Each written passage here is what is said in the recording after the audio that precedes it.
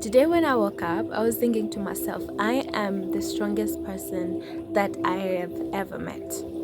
And I don't know why I'm smiling when I'm saying this. It's just I'm a happy person. I'm a happy girl. It's a happy day. Hello everyone, welcome to my YouTube channel. If you're new here, karibu sana. I hope you stay. If you're a returning subscriber, thank you for choosing to be part of my YouTube journey and part of my YouTube family. When I woke up, I was just thinking to myself, I'm the strongest person I have ever met, right? And the thought of that pisses me off because I don't want to be strong. Strong for who? Strong for what? But life never asks you if you want to be strong. It just puts you in situations where when you just you have no option but to be strong, and that is what happened to me. And I hate that. I hate being strong. I was watching this animation of I don't remember the name, but there was like this huge strong girl and people used to give her chores and give her things to carry just because she's strong. And I think that is what happens basically. If you appear to be a strong person and you are a strong person, people will throw things at you because they know you can take it. And I don't want to take anything from anyone. I hate being strong. That's where I'm coming from. But I am strong, and that's it. I also saw this quote that was saying the trauma made you strong, and then someone else commented and said, I didn't need to be strong, I needed to be safe. And I think for most part of my life, there are situations where I didn't need to be strong. In those situations, I needed to be safe, and I needed to be hard, and I needed to be held. I needed that, but I didn't have that. So there was only an option, and to be strong. And so here's the thing. Pain will change you. Trauma will change you. Grief will change you. Those are things that are gonna change you. And I remember I was just praying to God, and I'm saying I've been in situations and circumstances that have changed me, I think, for the worse. And I feel like if I keep being in environments where I have to guard my heart like that, and I have to be all like walls up and guarded and fighting, there is a part of myself I'm never gonna tap into, and I don't want to miss to tap into that part of myself because I feel like that is my highest self. But if I'm in environments where I have to put my guard up, and I have to be hard, and I have to be walls up, you can touch me. And in another word, if I'm in constantly environments where I cannot be vulnerable with who I am and communicate the things that I desire, and not just communicate, be hard, and not just be hard, receive the things that I need in my life, then I'm gonna become something else that I don't wanna be. I'm always honest with myself and with God, and I'm like, if these are the environments that I get to be in, then I'll never thrive.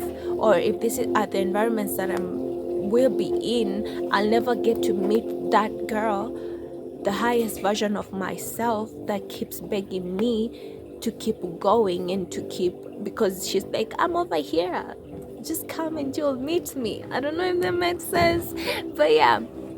That's one of the many reasons I don't want to be strong anymore. And I know that there isn't, sometimes there's just like no choice but to be strong. But I feel like I've been strong for so long, and I don't want to be strong anymore.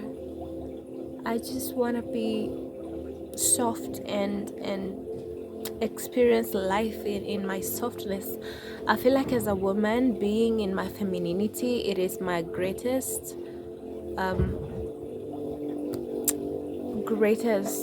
power, let me say that. And I love to experience myself as a woman, and I love to meet myself. There's a video I was doing, I don't know when, last month, and I was saying I keep meeting different versions of myself, and that's true. In every circumstance, in every situation, I get to meet a different version of myself that I learn to love, even if I don't love them at the moment.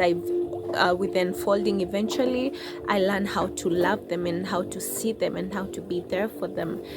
And It's so many versions of myself that I had to forgive. It's so many versions of myself that I had to hold and convince that they are loved. And I think there are the versions of myself that I've never met are like my highest self, the versions of myself I have to like big up and like, you did great and look at you, sis, and really mean it, because I've embodied that, right? And when I look for experiences and when I pray for moments and opportunities, I'm just looking at my higher self that I have in my mind. I'm just looking at her and thinking, can we be you? Do we get to be you? Actually looking forward to be them, and also looking forward to experiencing myself in situations I've never been in before. There's this statement, it's always out there. It says, I want to experience, go laugh in places you've cried in. And for me, it's like, I've already been there and I've already laughed in the spaces that I cried in, right? And it's like, I don't want that. I don't want to go back anymore. I want to experience new places and experience them as a new version of me. I don't know if that makes sense. But yeah, this is what I want to do. I want to experience new people, new environments, new food, new environments, new. I want to experience new, but experience the new, whatever, you get me. But experience that in my highest self, and experience that in my new version too. This wasn't supposed to be the videos that I was gonna make, but we are here, so why not? I hope my videos inspire you to be the better you. I hope my videos inspire you to be the best you that you can be. I know that I've shared so many of my experiences, and most of them are painful experiences, and I repeat this. I don't share to attention seek. I just share for someone else out there who might be going through the same thing, or who might be confused, or someone else that is looking for a community of people that would understand them, because I feel like we all need to be understood more than even loved. I think we desire to be seen, and we desire to be understood, and to just see other people that are where you are, and see other people naming and expressing the things that you're going through. I think it kind of helps, because one thing that I've also realized, it's really hard to put names into the experiences that we go through sometimes. There are so many things that I didn't know were happening to me until I had someone else say that they were happening to them, and then they put a name to it, and then I was like, oh, so that is what is happening. And I think it just gives me a sense of relief and joy to be able to know that I'm not alone. And I hope that my videos do that for someone, to know that you're not alone.